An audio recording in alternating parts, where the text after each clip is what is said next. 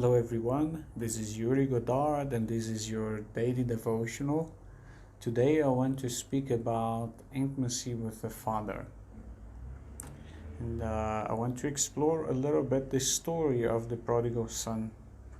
The prodigal son, as we all know, went away, asked for his inheritance and went away and spent it all on things that he shouldn't have done. And one day he realized he's completely lost, he's completely alone, he's completely broken, he has nothing, he has no one, and he decides to come back to his father. And on the way he's realizing what he's done, and he's thinking about what he's gonna say to his father, how he's gonna approach the whole thing.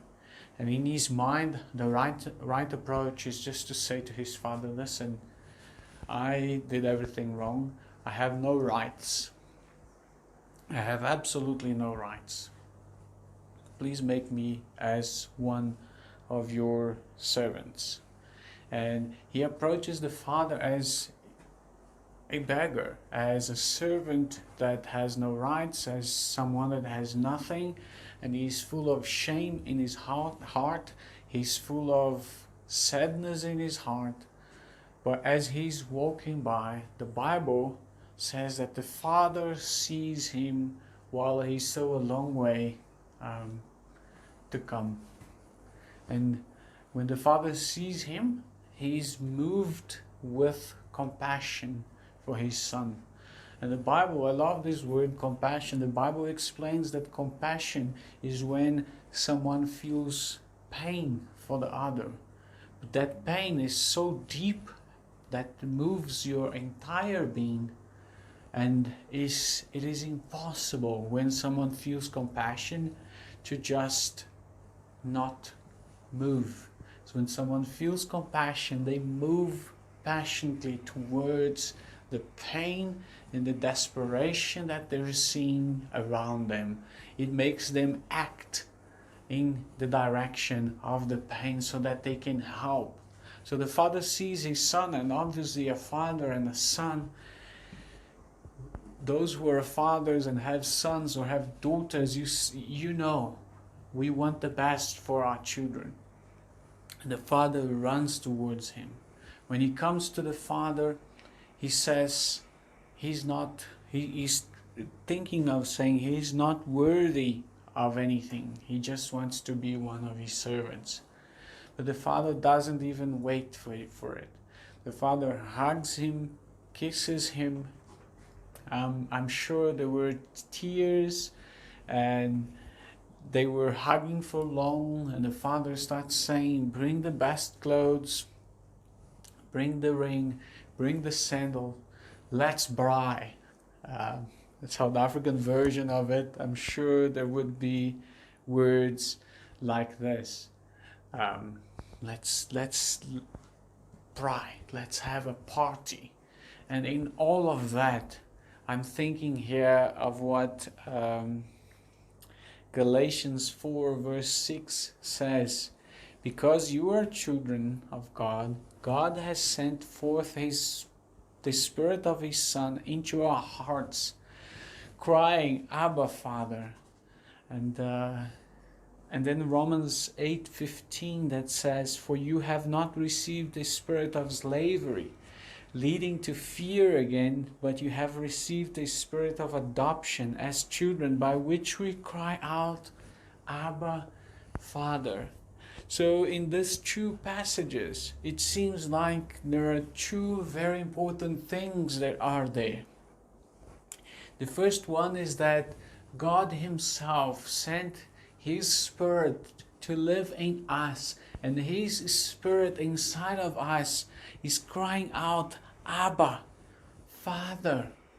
And when we talk about Father in the Bible, we talk about this passage of the prodigal son. Abba, Father. When the son is inside of the father's arms, all shame, all loneliness, all desperation, all lack of provision, all lack of inheritance, all lack of future, all lack of hope, just fades away because the Father holds our lives in His hands. The Father holds your life in His hands. The Father holds my life in His hands. I have anxieties and I have fears, but I also have the trust that the Father holds my life in His hands, and His Spirit inside of me is crying out for this place of intimacy, for us to break through from the entitlement of being called children of God to the reality of experiencing what being a child of God means, which is to experience His Spirit, to experience His provision, to experience His joy, to experience His peace in prayer, in reading the Word, in walking, knowing.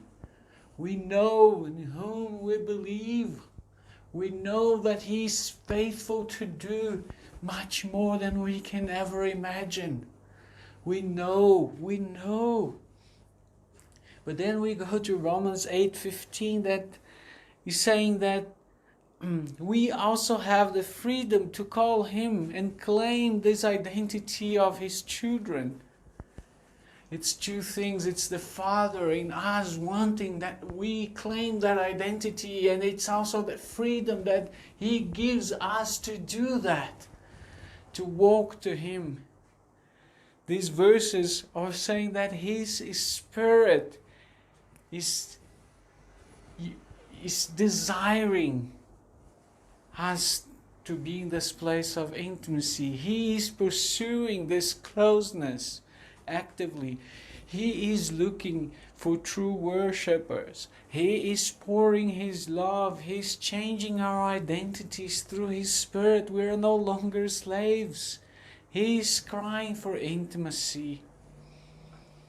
And this knowledge affects our entire lives, because we are no longer coming to Him like beggars in shame. We are coming to Him forgiven by His blood, accepted by His love, and empowered by His Spirit to cry out, Abba.